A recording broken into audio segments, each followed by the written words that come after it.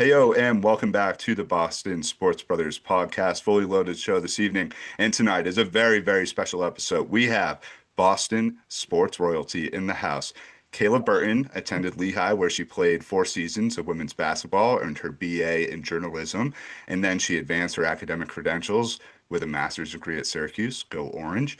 And then she's a native of the Boston area. Her grandfather, Ron Burton, starred in the AFL for the Pats. Her dad, Steve Burton, is the sports director at WBZ, and her sister, Veronica Burton, is the reigning most improved player in the WNBA on the Golden State Valkyries, formerly on the Connecticut Sun.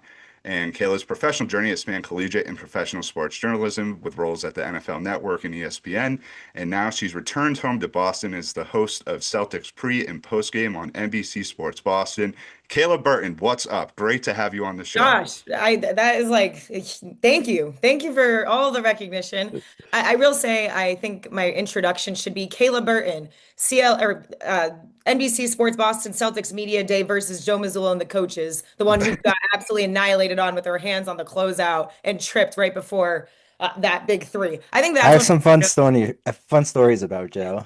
Yeah, like I appreciate that intro, but I think like my new headline and job title or occupation is more surrounding the Celtics Media Day versus Joe Mazzulla and the coaches. But no. I really I really appreciate that and huge fan of you guys and what you guys do. I follow you religiously on X. I was talking to you guys about this even before coming on here. So thanks for having me. I'm excited. If we're starting with, I don't know where we're going to start here today, but if it's Patriots, it's nice to be having a 4-game win streak going on and letting this thing roll. Couldn't have said it better. We're going to talk about Joe Mazzulla in that media game later. Don't worry. But we're starting Patriots. JMAT, another victory Monday, my friend. Set the table. Give us the insights on what went down in Nashville, and we'll get everybody's takes. Take it away. Like Kayla said, victory Monday, fourth victory Monday in a row. I mean, doesn't get better than this. It's really starting to feel like the old days a little bit. It's a little reminiscent, just kind of putting these wins together, and it feels good after the past 2 years where they went 8-26, I think it was, or something like that. So Sunday was a great day down in Nashville for Vrabel, for the whole team. Drake May just picking up where he left off against Buffalo and New Orleans and just throwing absolute dimes to Kayshon Boutte with a fingertip catch and Mac Hollins that throw on the sideline. And Drake, he's just doing what he needs to do, and it's really the Drake May show, to be completely honest. He's running the offense. The one thing that I think we all can agree on is that he needs to protect himself. When he is running, he needs to either get down or just throw it away and live to have a 3rd and long or punt the ball. I mean, I think we can all agree that we'd rather see him do that than get hurt. So be a little bit more cautious, Drake. They're going to hammer it into him. That's the coaching staff is completely different than last year. That's what they're going to do, is they're going to hit that home, and hopefully we see that next week in the weeks to come. So great game overall. Running game was really strong too. Ramondre had a great game. Some grit in the hole. Just kind of running with passion, protecting the ball as well. No fumbles. Hell yeah, we'll take that. So it was just overall a great game. I think we do have to watch the defense in the way that they're starting games. I think they're coming out a little soft, but they are settling down and coming on strong in the second and third and fourth quarters. So Kayla, I want your take. Overall, great game, I think, and you can't go wrong with what they're doing right now. Yeah, and I want to hear from the rest of you guys too. I thought, Josh, you nailed it. I think one, to start with the quarterback, I think Drake is playing with the utmost confidence. His numbers are showing it. I think he's so poised in the pocket. And even, he was their second leading rusher, which is terrifying a little bit because you want him to be protected. But even the way, like, they're not designed runs. He's hanging in the pocket, making a decision, either not hitting a guy, not throwing to him because he doesn't see him open, or deciding, hey, I don't want to just run out of bounds. I want to go for it. And I love that he's a gamer in that sense. I think that, they have to kind of weigh out risk versus reward moving forward because you need him to be protected. And so I would imagine that Josh McDaniels and these guys will monitor that. But I what did he say after post game? I don't want to be checked down, Charlie. Like, I love that because he's a dog, he's a gamer, and he wants to get that first down. And I think for him having, what was it, 8 carries for 60 plus rush yards is pretty impressive for a quarterback who's also throwing over 220 whatever yards and 21 out of 23 completions. Yeah. Like, electric. He's absolutely electric. He's playing with confidence. I think his decision making is just increasing and progressing week Hmm. after week. We have to remind ourselves, guys, that like the offensive line is still, at least on that left side, is fairly new. You got Will Campbell, you got Jared Wilson, and Drake saw some sacks. He saw the pressure against the Titans. And I think those guys have held it down. I'm curious to see how they do this week, especially against a guy like Myles Garrett, who's going to be lining up on their side. But even when he gets that pressure, Drake's ability to just be poised, calm, and efficient. And the deep ball throws. McCourty was talking about it all broadcast. Like he is the most elite right now quarterback that is nailing. He's not checking it down. He's not throwing screens all the time. Like he is hitting guys long. The Kayshawn Booty touchdown pass, the Austin Hooper snatch over it was just insane. But the ability for Drake to trust that he's going to go have playmakers that are going to high point the ball, I think is impressive. I think it's a great mix and chemistry and marriage kind of between the receiving room, the tight ends, and May. But yeah, I mean, May's just playing electric right now.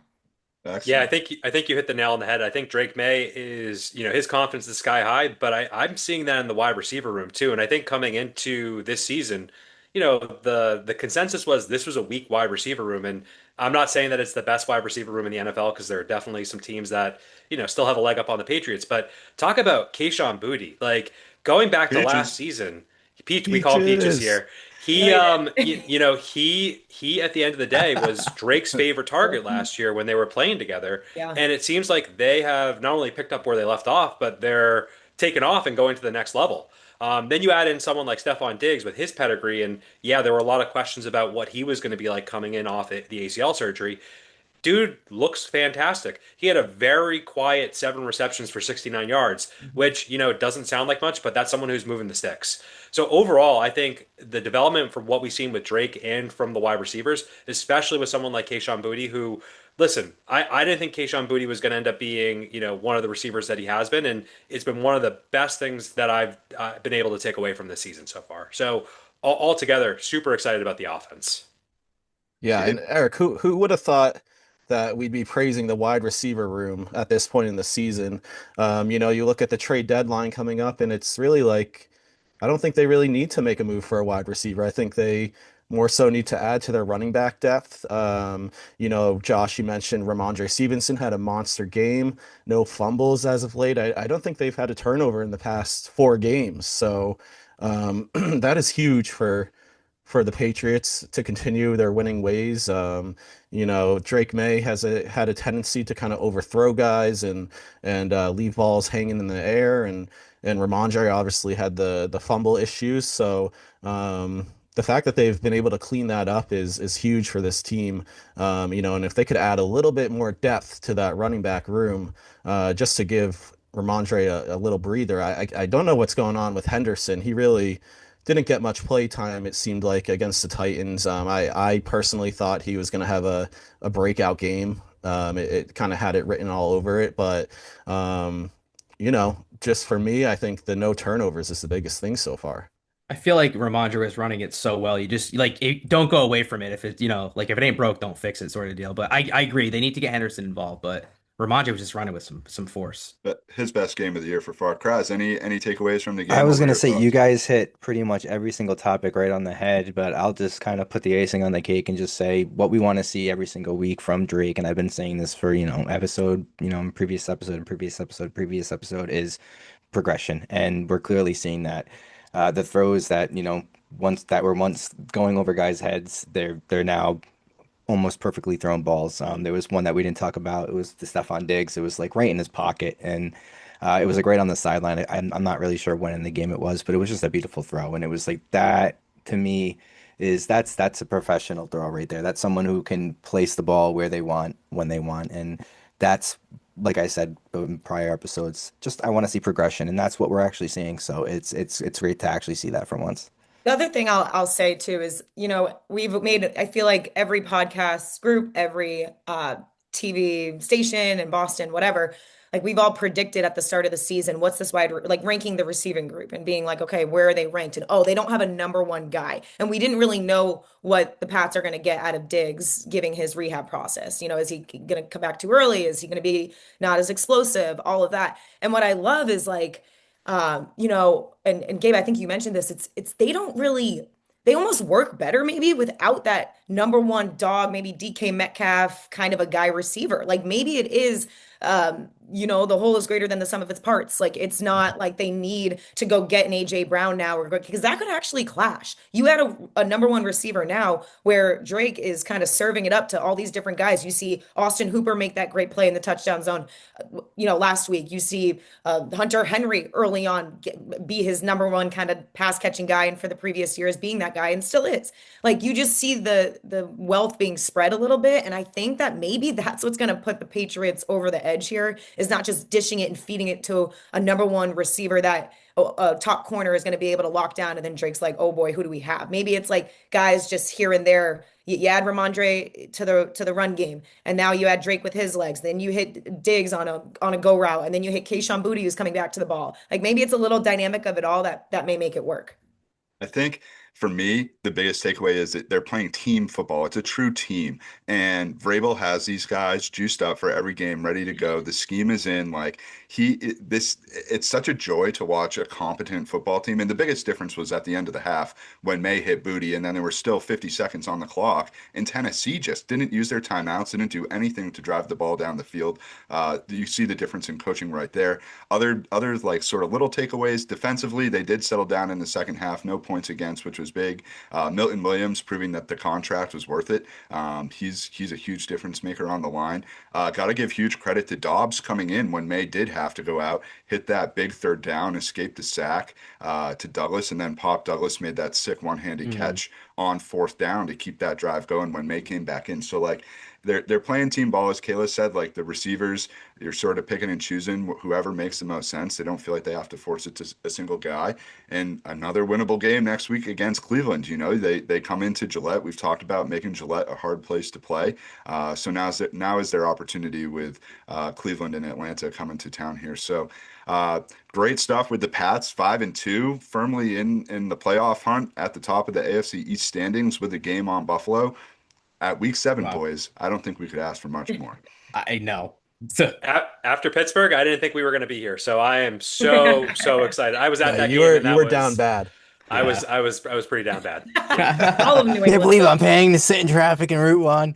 Oh, so bad, man. Those- You know what makes me happy though is like Patriots fans are starting to travel well again too. Like Yeah. that Oh my Nashville God, stadium yeah. was taken over by Patriots fans, and you heard MVP chants for Drake May. You heard Vrabel, Vrabel love it. chants Yeah. in the stadium. Like that must have sent like shivers down. Did you see the the sorry Titans for owner. firing you, Vrabel, in Yeah. Tennessee? See that sign. That's awesome. Yeah, I mean, yeah. also, shout out to the schedule makers. Talk about great back-to-back weeks for away games. New Orleans and then Nashville. Oh man, like you literally couldn't ask for a better two-team swing. Absolutely. Two great cities, two great wins for the Pats. They keep the train rolling. 1 o'clock game against Cleveland next week. We're going to keep the train rolling. As we mentioned off the top, Kayla is the host of Celtics pre and post game on NBC Sports Boston and is in tune with the team day in and day out at the Auerbach Center, at the Garden, keeping up with everything. Big E, Celtics season kicks off this Wednesday, my friend. Let's talk about it. Let's dive in. Yeah, I'm super excited about the Celtics season kicking off. I think, for a lot of folks, they see this as a little bit of a step back. I'm actually looking at this very optimistically as this is the beginning of the next wave. And this is an opportunity for us to see who's going to fit around, the core of the players that are still here from the last championship team going forward. So very excited. I think there's a lot of promising players on the roster and really excited where things are going to shake on out. But I do want to double back to something that you mentioned earlier, Kayla, which is a little bit about that coaching staff versus media game. So, Talk about we- it. I know- haven't heard of it in like the past few days or weeks.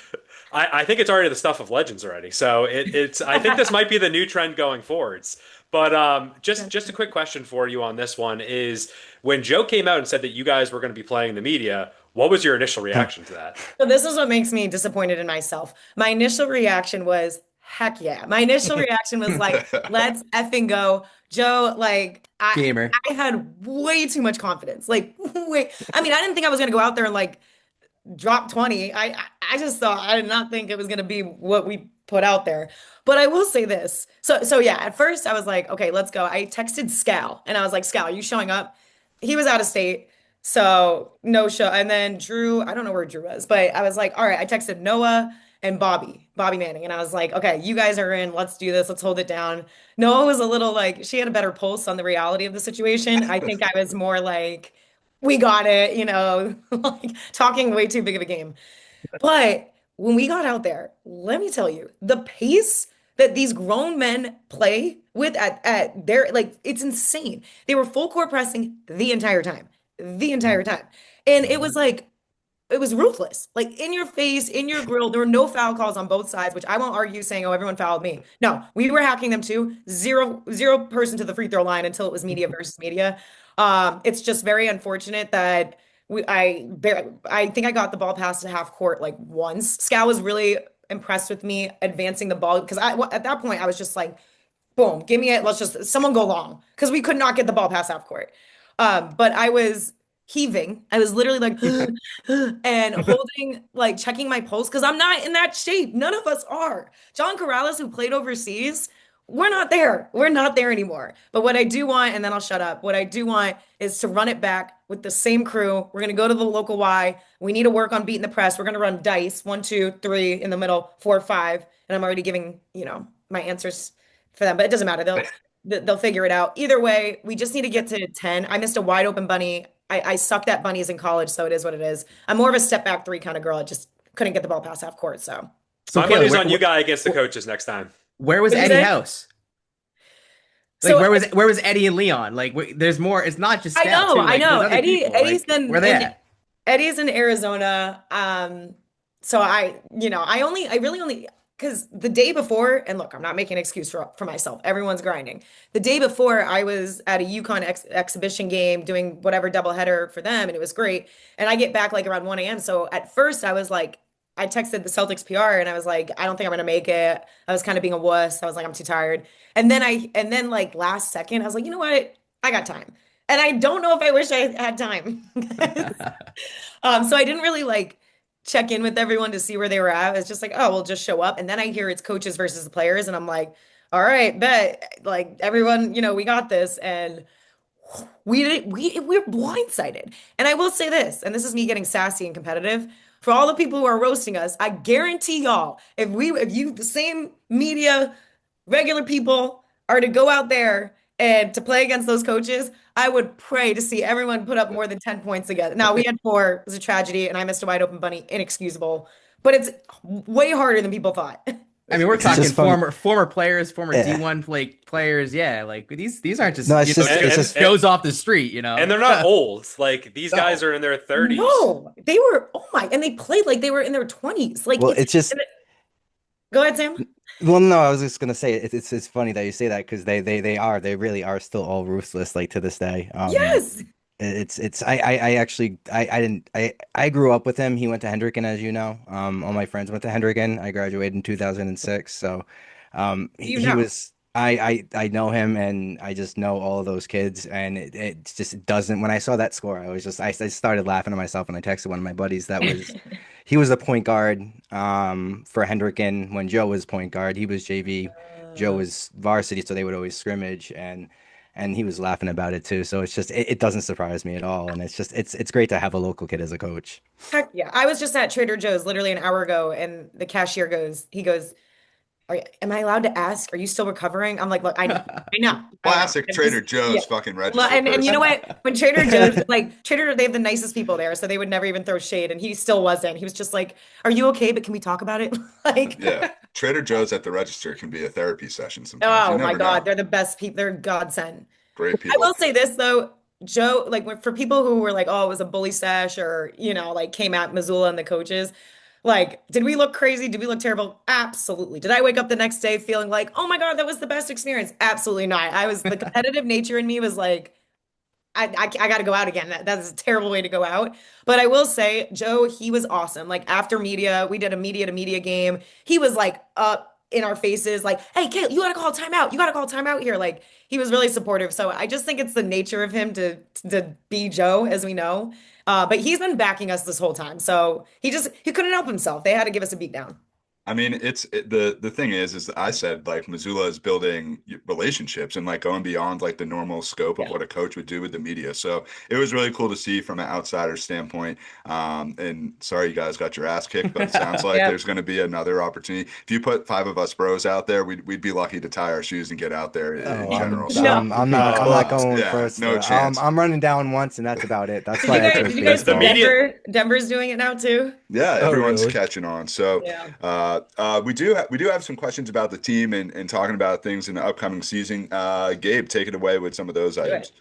Yeah, we'll talk some real Celtics basketball here. Um, Talking about Jaylen Brown, it looked like he pulled up in the final preseason game, maybe tweaked his hamstring a little bit there. Do you have any kind of information on how he's doing, how he's feeling?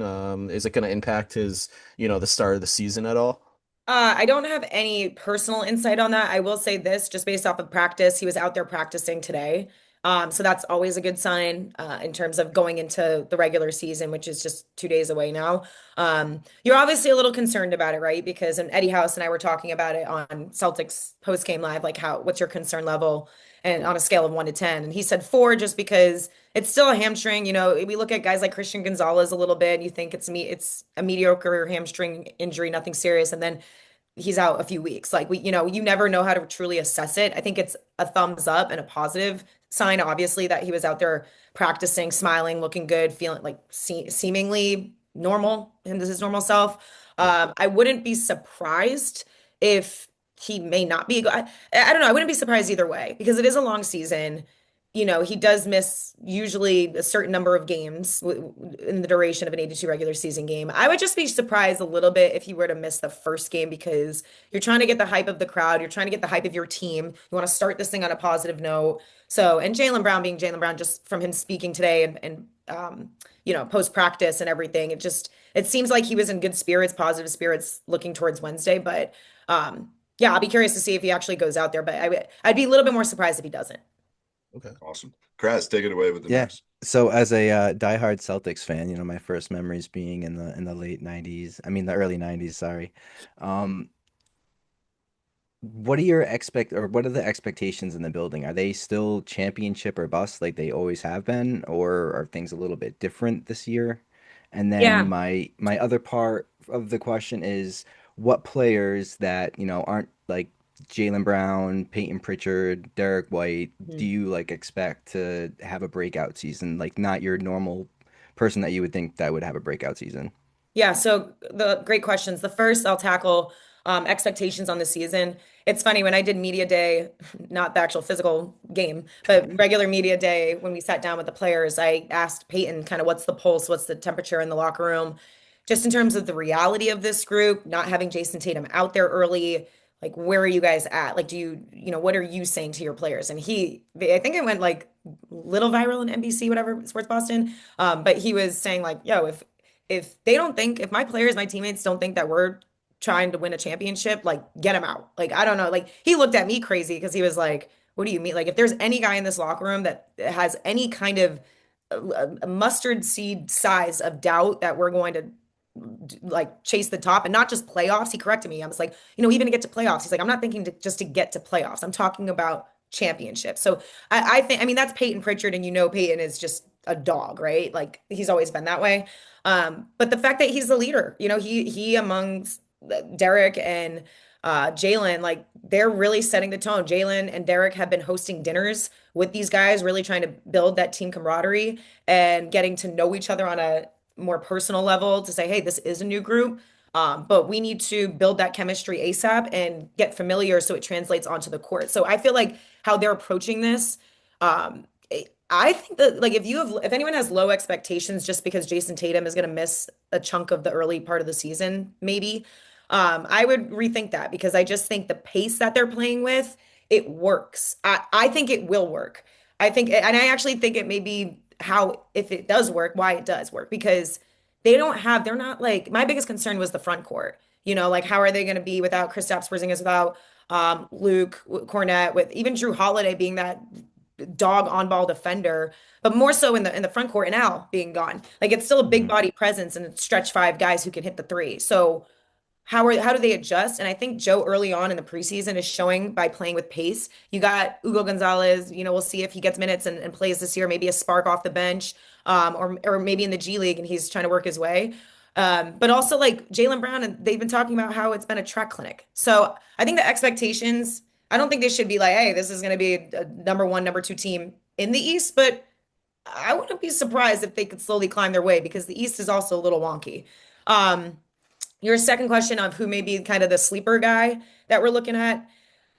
I got two, but I would say maybe three. Luka Garza. I'm excited to see what he can, how he can evolve. He's been in the league. He just needs his chance. I think he's going to get his chance. I think he is good around the rim. He will progress and learn how to finish making those and ones, but also can develop the 3-point shot, can hit from downtown. I think he's a type of kind of front court guy that can play to the pace that they want to play to and be a big body presence a little bit in the paint. One other guy who I'm bullish on is Chris Boucher. And I love Nemish Queta, and I have actually Nemi being most improved player of the year. But just as another sleeper guy, I think Chris Boucher surprised me the most in preseason play. I like his style. He's faster than I thought. I like him around the hoop. Like he's able to be that kind of scrawnier but tall, lengthy defender. And I think that he may surprise more people, especially myself. And we saw him hit a three in the preseason. Who knows? Maybe he can develop the three as well. He plays bigger than his size, and he has such an edge to his game, and always has, And I think people like to go back to that time where he bumped Missoula 2 years ago in Toronto, and I think that really sums up who Joe Boucher is. Yeah, No, but it sums up both of those by the guys. way. Yeah, I think Joe even said he's like, I love that fire. I love the fact that he's on our team.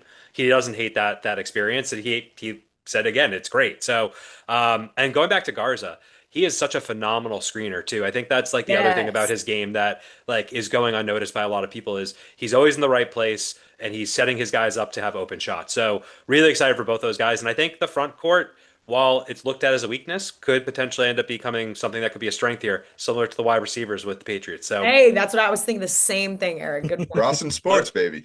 But Look I've at also that. I've been saying from the get-go, if this team is a 7, a 6, a 8 seed going into the playoffs, which I think they're going to be higher anyways, and Jason Tatum does come back, that's just, think about it. You've just made a trade deadline acquisition of a top 5 player. So the tables have been turned completely. You might be looking at an Eastern Conference Finals in the first round versus later on down the road. So, obviously the seeding and all that stuff needs to happen and the season needs to play out. Tatum needs to be okay, but I have much higher expectations like Kayla was talking about for this team than others do as well.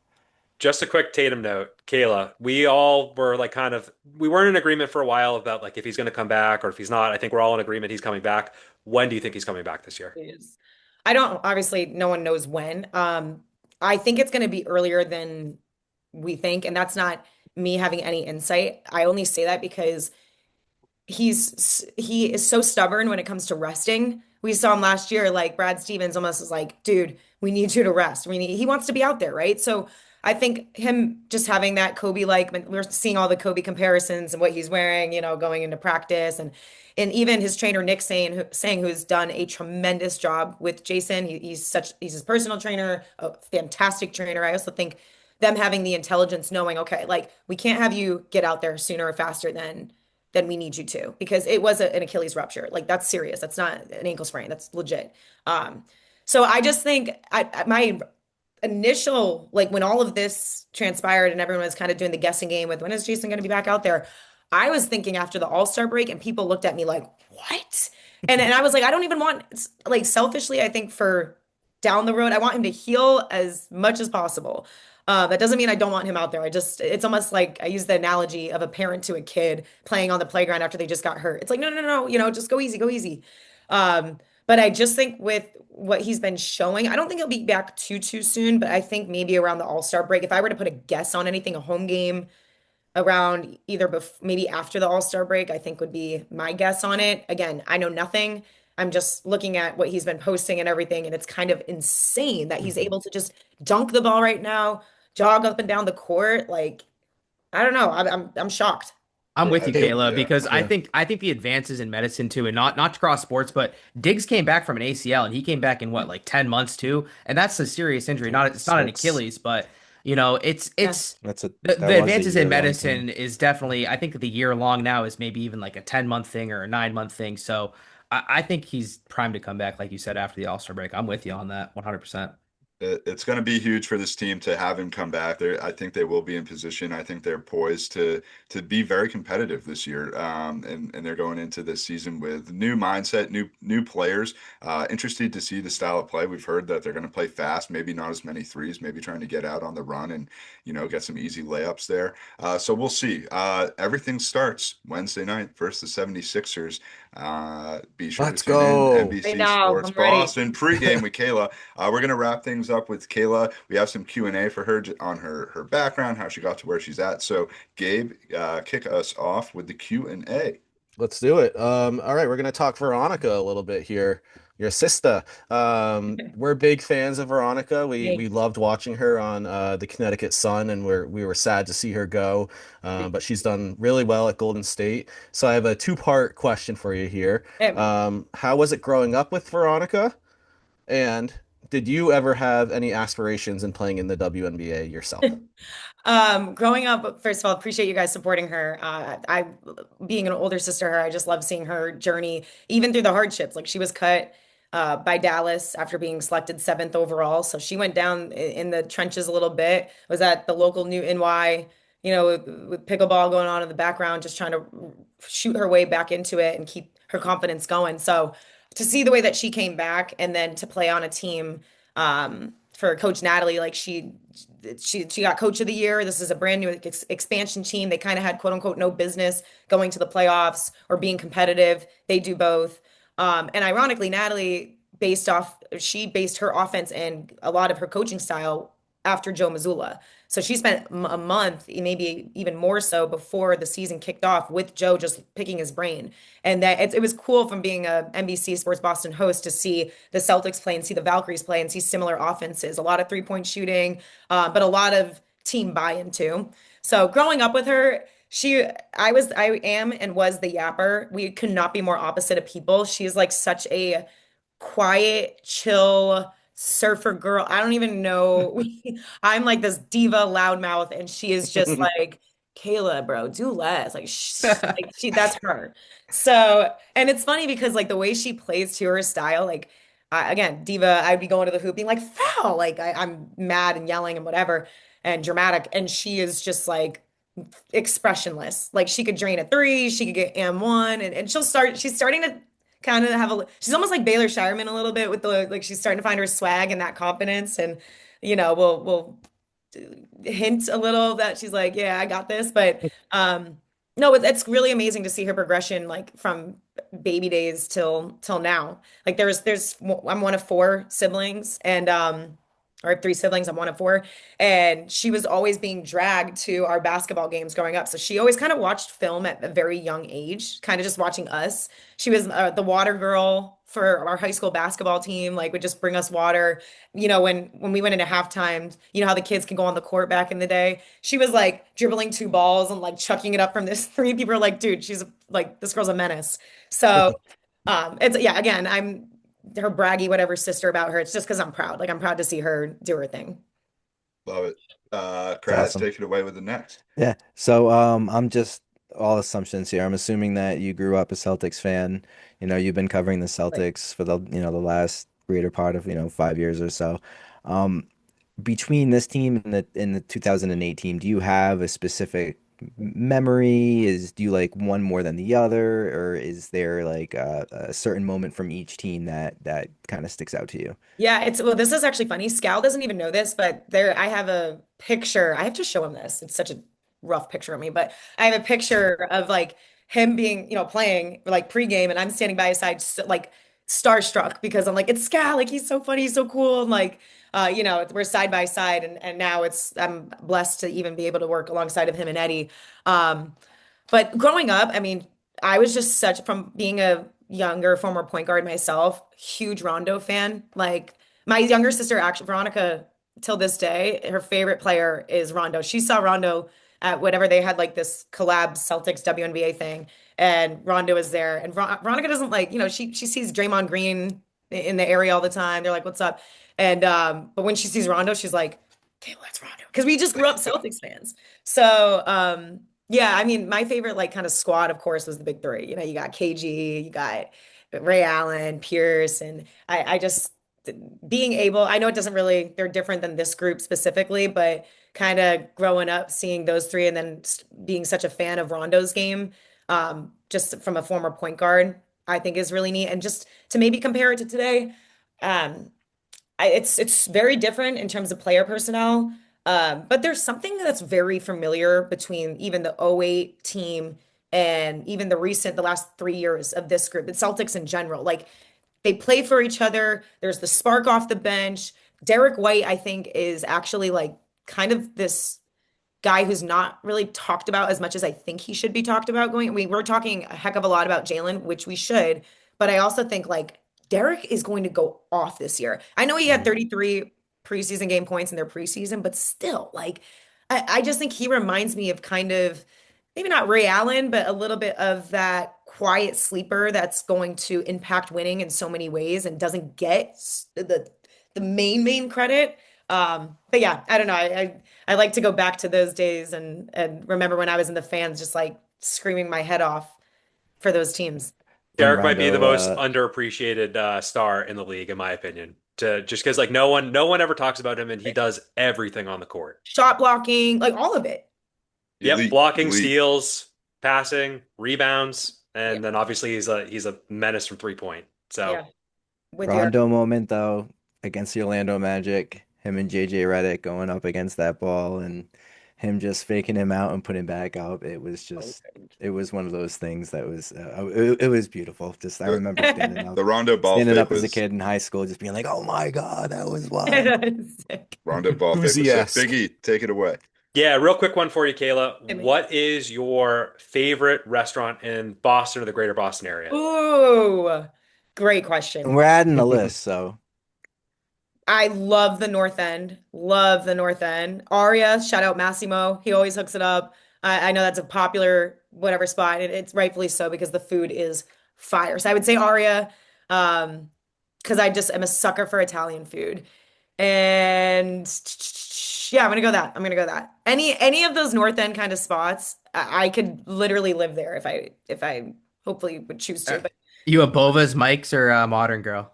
Ooh. modern. Love Yeah. it. Okay. That's Okay. acceptable. But I discovered that in my latter years. Like I realized I was like, Yeah. oh, wait, this is like the touristy spot we know is Mike's. But if the real ones know, it's modern. So If you really know. what's another really great spot that I love around here? My family members, my boyfriend and I, we love to go to is Sweet Basil. Fire. Oh yeah. Great spot. Sweet Great Basil, it's really close to where I live, in Needham. Is that the Thai Really place? quaint. No, Yeah. no, but Oh, sorry, it's Italian. Italian. It's also Oh, like another Italian. Italian spot. Yeah. And Great. Drift at Wellesley, and then I'll stop spitting out. great part of Sweet Basil. You can bring your own bottle of wine in, and that's a Oh. BYOB. word there. Yes, Love that. good spot. All right. Aria's great. JMAT, take it away with the next. So Kayla, your grandfather being Ron Burton, NFL Patriot legend. Can you tell us a little bit more about the Ron Burton Training Village and the opportunities it provides to the youth in the Boston area? Yeah, thanks so much. I appreciate you asking about that because it's a big part of my family, a big part of who I am, and my sister Veronica, all of us. Like it's so my granddad, long story short, he grew up in Springfield, Ohio, pretty poor. His mom passed away when he was at age 11. His dad got sick, so he had to live with his grandmother. And grandmother was devoted to the church, and they would get their food and everything literally from praying off of the church. Like, hey, they would pray in food for that week. And he was a crier, and now I understand where I get my crying from. But he was a crier apparently, growing up, and his grandmother said, like, you either better stop crying or you better start winning. And so he took that to heart. He got kind of bullied a lot. His nickname Nothing, his whole story.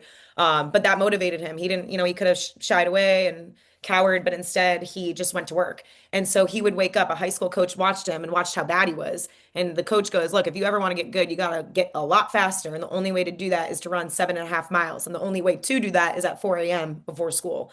So for 12 straight years, he did that. He had 40 whatever plus scholarships, goes to Northwestern, becomes the first Boston draft pick, but he wanted to give back because so much has been given to him, and he it was really, really deep in his faith. And so now we have Ron Burton Training Village, where we have now there's a girls' camp and there's a boys' camp too, but we have 120 plus at first boys' camp, and then we have the girls' camp. But they all wake up at 4 a.m. and run 7.5 miles. And it's such an uplifting. I We have love the that. 4 pillars: love, patience, peace, humility. No one's allowed to wear their own clothes. We Reebok, shout out Reebok. They provide all the clothes, all the shoes, because my granddad was teased for that. And so we just teach all different backgrounds: black, white, Asian, Puerto Rican, Brazilian, whatever, coming into one place. It's a sleepover camp. And we also have what they teach you. We have like SAT prep, educational work, STEM, and there's also sports. And it's just I call it heaven on earth. Um, it's in Hubbardston, Massachusetts, middle of nowhere. And we thank the Patriots and so many sponsors, the Red Sox, like they pour so much into it. And it wouldn't have, continue to grow and keep going if it weren't for our sponsors. But we have, the 120 boys that wake up early in the morning, they're all in the same sweats. And there are some guys that have never run a mile in their life. And by the end, you see them crying, and they create this brotherhood and this sisterhood of just saying, like, man, it's such an uplifting place that you don't really see so often in the world anymore. You get teased regularly. There's social media, and right at this village, at our camp, there's no social media, no phones, and it's just about being present, waking up, grinding, challenging ourselves, and uplifting each other. And so yeah, I said long story short, and I go into my whole spiel, but that's where my siblings and I grew up. Love I it. always grew up playing against boys Wow. because it was at first just a boys camp. Now it's evolved to a girls camp too. So I think that's also why we love sports, is because I grew up just waking up playing against these guys and running against these guys. Same with Veronica and my older sister Kendall. So, but yeah, it's so dear to my heart. I always go in the summers. I try to go throughout the seasons too. But if any of you guys would ever want to take a trip out there, I'm telling you, it's a great escape, and beautiful, amazing kids on the rise. Anything that we can do to help out at the Ron Burton Village, we're Oh, there you for sure. rock. So you let us know when and where, and we'll make it happen. Uh, Maybe I'll take the media team. We can all wake up and run 7.5 miles at 4 a.m. and we'll outpace Missoula and those coaches. that's Let's right. do it. Let's do it. Gonna start training now. I was Let's gonna go. say I'd have to hop on the treadmill right now for that. No, Yeah, hey, me too, Sam. time to get training for sure.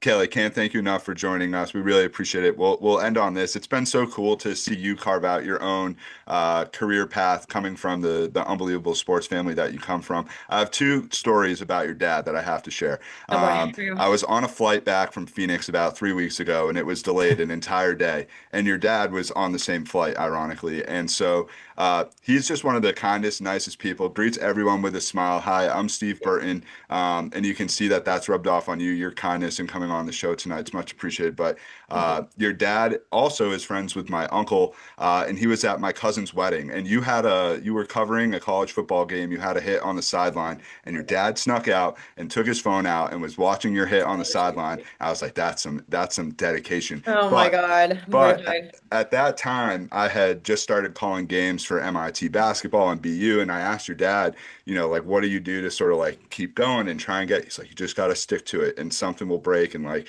you'll figure out what your passion is. And now we're almost 60 episodes into this podcast, and a credit to him is like, you don't know where it might go, but you just keep sticking with it. And so he's a great guy. You're fantastic. Your whole family's fantastic, and the legacy that you guys have is truly Boston sports royalty and loyalty, Biggie, as he once said on a previous episode. And we really appreciate your time tonight. We know you got to run to TV, so turn on NBC Sports Boston. You're going to catch Kayla on your screen all the time.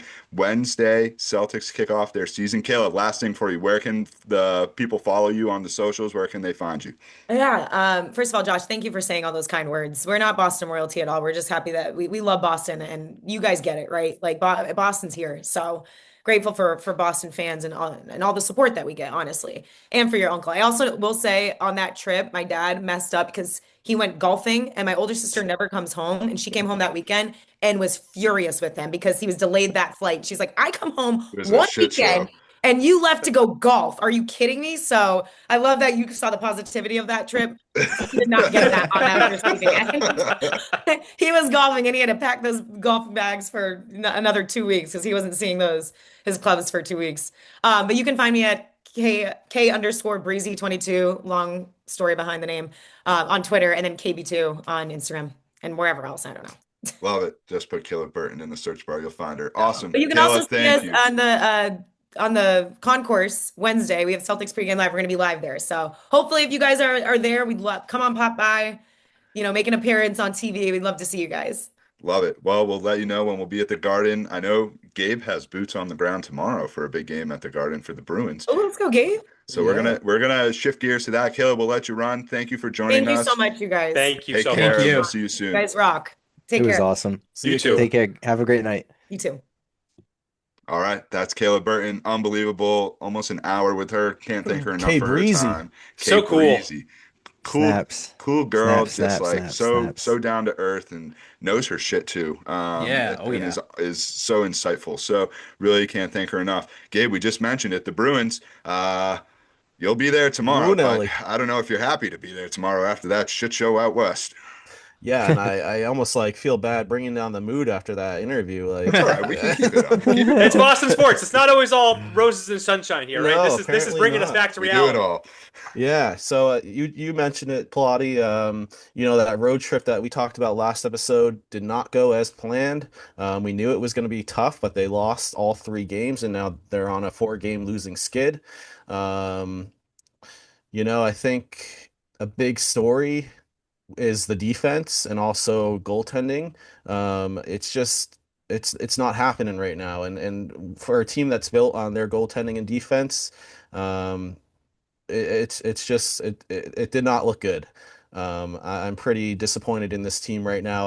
I will be in attendance tomorrow to see Brad Marchand back on the ice going against the Boston Bruins. I think the Panthers are also really beat up right now, so the Bruins do have a chance of kind of snapping this losing streak and righting the ship a little bit.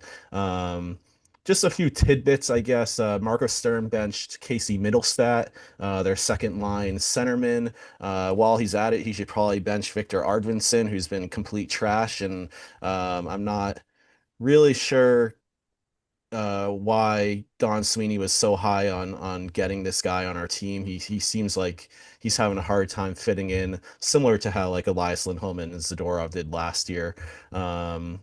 But I hate to harp on negativity again after Kay Breezy just came on and destroyed that interview. The Bruins deserve it. They deserve it, honestly. They really do. They really do. Can I Hopefully can I tomorrow's- go in a little bit for a Yeah, second here? yeah. So there's been a transition in the Boston sports landscape, and it's officially happened. The Bruins are number 4, and it's without a doubt they're number 4, and they're firmly there. The Red Sox have passed them, and until I'm out on the Bruins. I love the Bruins. I've always loved the Bruins. I'm completely out on them until the ownership changes, until they do something with Sweeney and Cam. Like I'm fucking done with this shit. Like the drafting year after year. This is the result of having shitty drafts. Is this team has no defense? Like they can't just go out. The NHL is a league where you can't go out and sign free agents and do everything by just pouring money here, left, right, and there. It's just not how the cap works. You have to draft, you have to build from within, and you have to be bold. And they are not. So I'm just completely out on the Bruins. Like they deserve 5 minutes. They don't really deserve much more than that. Until something happens, I'm fucking done with them. Yeah, I've tuned into a lot of Bruins games this year, and I was out on the West Coast, so I was able to be up late for those games. And it's just they're just not getting it from anywhere that they need it, and they're just one step behind, one goal behind, and they're in these games. It's not a complete dismantling of the team, but it just hasn't all come together for them. I agree though. It's tough. Like it's going to be a tough grind this year, Gabe. I have unfortunate feelings that how we felt when things kicked off before that 3-game mirage. Big mirage. Yeah, Yeah. this is the reality. And I think this comes down to the fact too that they kept punting on a reset for years and years and years, where they probably could have done a reset 2 or 3 years ago. And yeah, I know they didn't want to do it when they had Bergeron and they had Marchand and all these guys, but the team would be better off for it now if they had actually taken the steps to do these things a few years ago, because they would have some of these players that would have gotten the time to develop. And also, as much as we want to crap on Don Sweeney is a great trader, but he kept trades, dude. Give me a second here.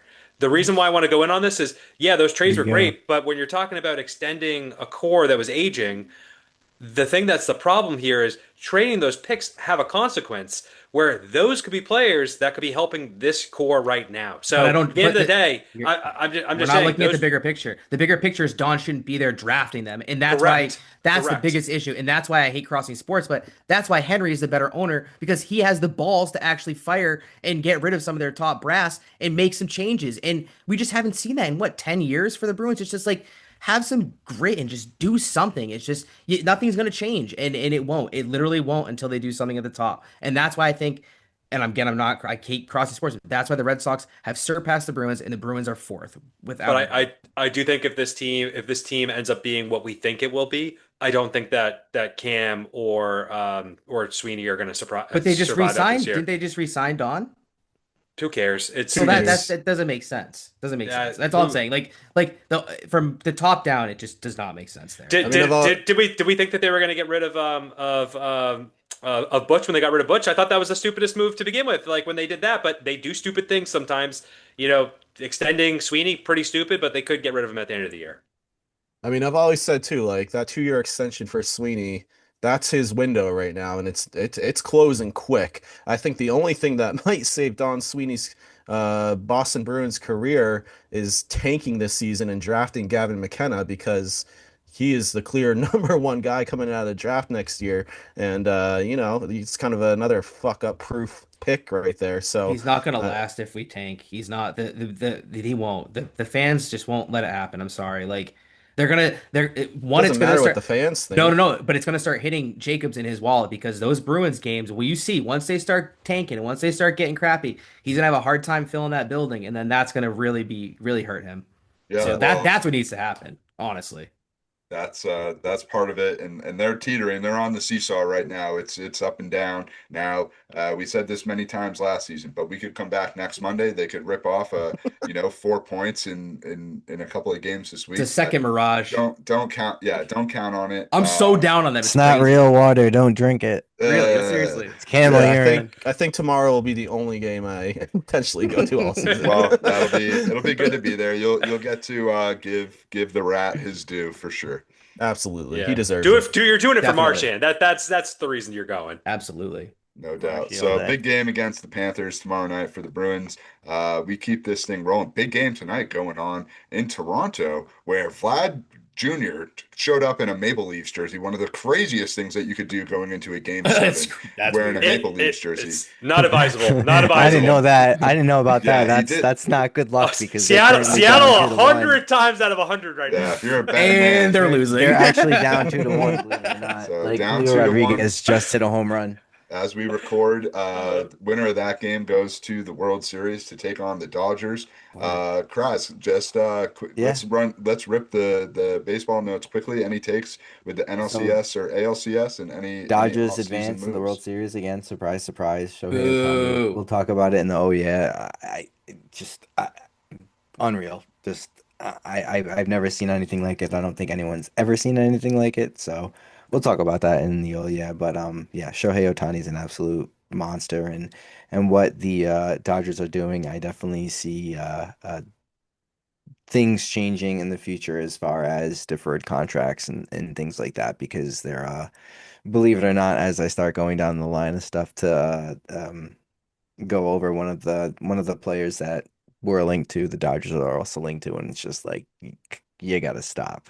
But with that being said, the Dodgers are going. We got Blue Jays, Mariners, Game 7 right now as we speak. Julio Rodriguez just hit a 1-run home run. It was a 1-1 game. Now we got the Seattle Mariners up in the top of the third. So we'll see what's going on. We got that mid-third. So that's that. We're gonna either have a Toronto Dodgers or Toronto Seattle World Series. We all know who's gonna win. It is what it is. Let's talk about the Sox really quick. I don't like it with that attitude. I don't like that attitude. Come on, I'm rooting for anyone but the Dodgers. I don't mind the Dodgers at all, to be completely honest. Like everyone's like, oh, the Dodgers. And to be honest, like just to see Mookie succeed, I think for me Not is the Yankees. Hey, listen, I got nothing Exactly. against the Dodgers, but I've always it's liked the also Dodgers, going back to Andre nice, Ethier, going back to Matt Kemp, those but days. I it's mean, they had some really nice good players back in the to day. see another franchise get a win, especially two franchises. Yeah, the Blue Jays have a win, and a win the last time that happened, 1992, something like a long time ago, and Seattle's never So had one. So I'm going to root for the franchises that I are I not as understand that. fortuitous I as the understand that. Dodgers. But the Dodgers also swept the best team in the MLB, um, in the Milwaukee Brewers, and they had one of the best pitching staffs. So it's the talents on that team. But not a here nor there. I'm just not anointing them until they actually earn it. And I would like to see Yeah, well, someone of put up a course fight with What do you them. mean? They they're won the on. World Series last year, Eric. I'm just saying I'm not anointing them this year. They got to win it this year too. I know, Okay. and they just went through like, yeah, I don't know. You got to give them their credit. They're a great team, and I think they're going to do it again.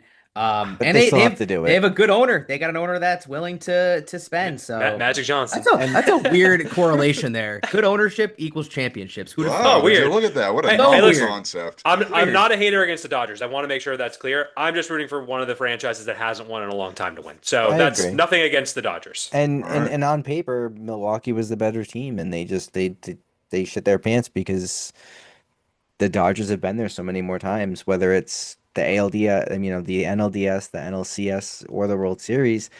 They've been there, done that. Kike Hernandez has been there, done that. Mookie Betts with two different teams, been there, done that. So you have all these guys that have been in these positions before. So it's just it doesn't surprise me.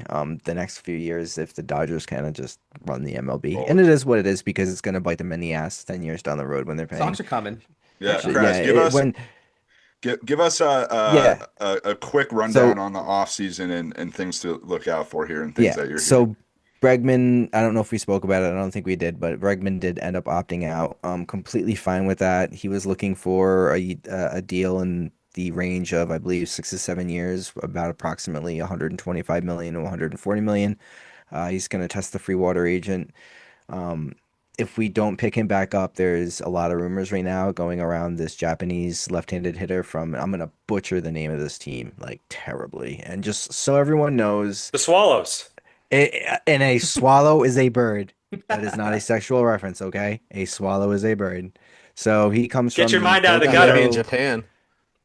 Yeah, he comes from the Tokyo Yakult Swallows. And I'm not gonna butcher the name at all because I'm really good at this. But his name is Mu now I'm gonna now of course I'm gonna Munataka, fucking Munataka, butcher it. Murakami, Munataka Murakami. Munataka, Murakami. I'm Pretty good. okay with this. He's kind of been flirting in and out of their AAA or whatever it's called, but he's a 273 hitter. He's a power hitter.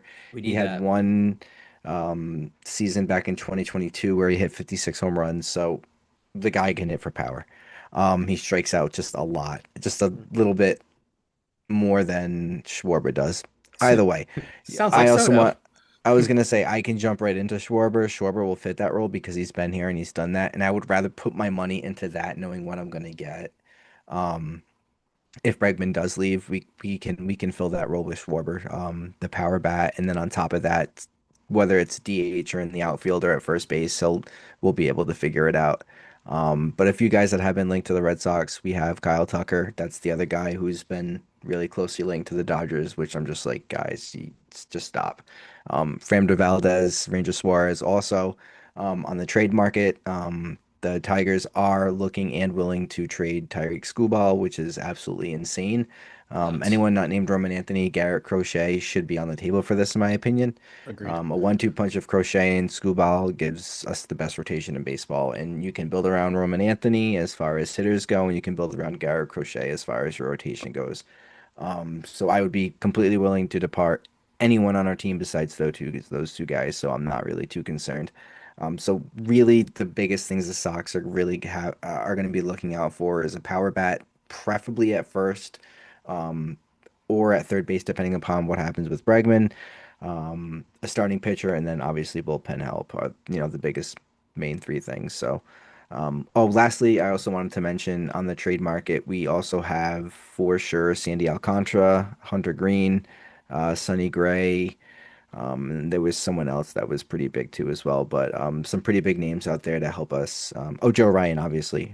So Mhm. to give us a really good 1-2 punch.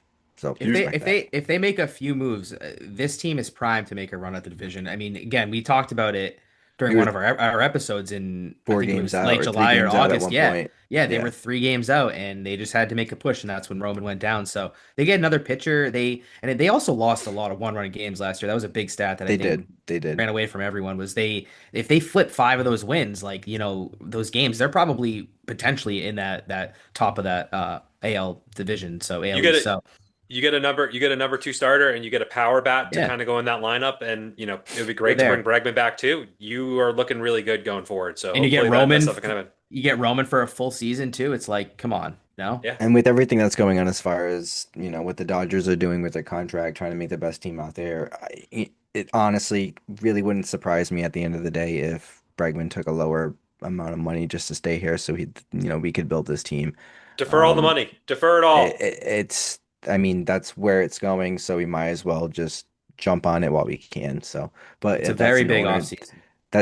that's an owner issue, not a Home run. Hey, Sam Krasner issue. you want to know what time it is, guys? It's my favorite time of the week. Oh yeah. It's time to talk about the things that things that just They're I stinky, hate, the things that stink, the things that make me not want to get up out of bed in the morning, like the things that possum make me, poop. the things that make me go yeah, oh, like ew, gross. And then there are the things that are wonderful, fabulous, the things that make me open my eyes in the morning and jump out of bed and say, Whoa. oh yeah, Oh right? yeah. Who's got an oh yeah or yeah oh this week? Let's keep it on the baseball flip. Let's just talk about Shohei Ohtani Yes. again. It, Babe Ruth, whatever, the Sultan of SWAT. Guess what, Yankee fans? There's someone else that took his spot, and his name is Shohei Ohtani. I mean, he 3 home runs, and boys, when I tell you I was watching him pitch, this guy was quadrant pitching to a degree that I've it's just unbelievable to me that he's jumped from missing a complete season of pitching to being able to throw the way that he does, and the movement that he has on just his fastball alone is just absolutely insane at topping out at 101. So just for him to go 6 innings pitch with 10 Ks and hitting 3 home runs in one fucking game. Bombs, dude. Babe Ruth, Lou Gehrig, you Oh. guys are number 2 and number 3. Shohei. Hey, who did they Number play one. against? Did they played in segregated league, right? And he was also playing against there were a lot of World Oh. War One vets that weren't playing because They're playing against Trent- like drunks. because- no, Like, Trent, you Trent, know, That Trench not only warfare, that, so- but one Oh, team oh, from the okay. NL went, one team from the AL went. So Very different, yeah, very Yankee different game back fans, then. There's a you new really goat in only town. technically have won, like, I don't know, since the luxury And he fresh doesn't track gamble, sold just one. his interpreter does. That's To be right. clear, Allegedly. this is an this is an Allegedly. oh yeah for Shohei Ohtani. What was it? What was it? Shohei Ohtani. We're just I we bet you just didn't, his would like bookie to wasn't to there. put it on The the bookie record. is what Bill Belichick reads to Jordan. Showtime. He's Showtime. All right. Showtime Otani. All right. Moving on to the next. Oh yeah. To the next show, yeah. Show, yeah. We have Who's the got a show, Metulski yeah? housewarming party. Josh, Becca, we want to thank you guys very much for, having a housewarming party and such a sweet spread of it was everything bagels from Mavens were, obviously just absolutely delicious, and the meats and all that good stuff, and throwing the ball. It was And it was the a good kugel. time to see everybody. Like the kugel, the cinnamon buns, it was Oh, damn it. everything. Yeah, The everyone, pumpkin you're all challah. more than welcome to come over anytime. So Yeah. my Very house, welcoming house. mi casa is su casa. Confirmation it was possum poop that we discovered, so yeah. Mm. For Yeah, those yeah, oh, to listening the that don't possum. know. Yeah, yeah. Oh, yeah, those to are the awesome. possum. Yo. Well, go ahead, Gabe, you go. No, if you were gonna, you sounded like you were gonna Oh. talk about the housewarming there. Well, yeah, I was sad to have missed it. That was a small personal of the week flying back from the West Coast, but Flying the friendly skies. the friendly skies, always somebody Just up like in the air, Erky. baby. Just like our buddy Erky flying those friendly skies. Who knows where he is today? Although those Giants had quite the epic loss yesterday. Oh, they did. 33 Yeah, they points in the lost fourth pretty quarter. bad. Just add, Oh my add God. that Their right kicker missing that extra point. Come on, bro. Two? there. You missed two? Oh, two. Missed two. All right, What an but I anomaly, did want to Scatabo. parlay the of missing the Matulski house party or housewarming party into an oh yeah for my work travels brought me out to the West Coast and Bay Area and into the city of Oakland, which I think does not have the best sort of national reputation around, known for just being the stepchild, if you will, of the Bay Why Area. is that? And well, all their sports teams are gone. It was very sad to pass the Coliseum and Oracle Arena and just see it be like a vacant lot. And the downtown area definitely has businesses that are closed down and not operating. But I will say this, for the businesses that are there and for the people that are there, it's a much better city than what people give it credit for. It has an awesome waterfront. It's in the bay, like it's beautiful weather.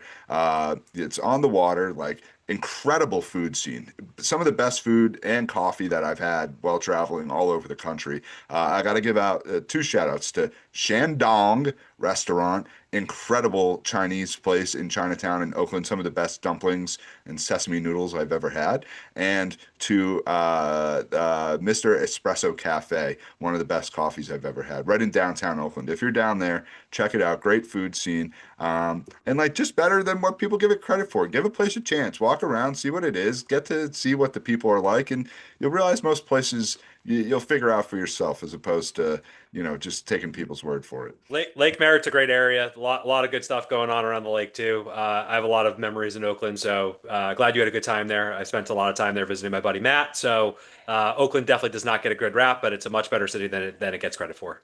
For sure. Don't All right. don't judge a book by its cover. Exactly, exactly. And they should still have their sports teams. I'll leave it at that. Gabe, take it away. You had a oh yeah that I got that a I small rudely oh yeah. interrupted.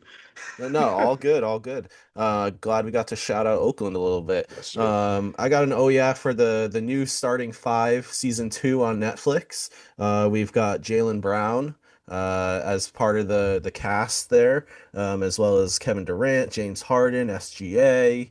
I think I'm missing one, but so far so good. I haven't finished it yet. But there's definitely a lot of cool, background things that you learn about Jaylen Brown and how close he is with his grandfather and how close he is with his mother. And there was that time where I guess his mom's house had been broken into, and they go kind of really in depth about that. And it's a cool series. I know you guys haven't checked out this new season yet, but I highly recommend it for you guys. Did they go into James Harden and Kevin Durant's extracurricular activities and all that they love to do? They really paint James Harden as this a totally different guy. It's As quite a impressive. family man? As a family man? man. He's a changed man. He's got gray in his beard, and he's a different man.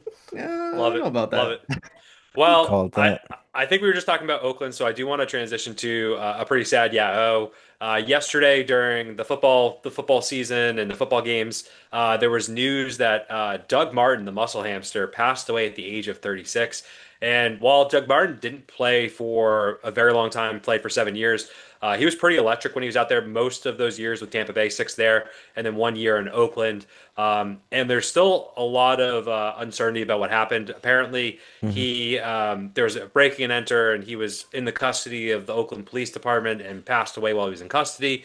So just a lot of not great things going on there, just in general. It's a little sketch, but really sad to hear about Doug Martin. No one should be, dying at the age of 36. So very, very sorry to hear that.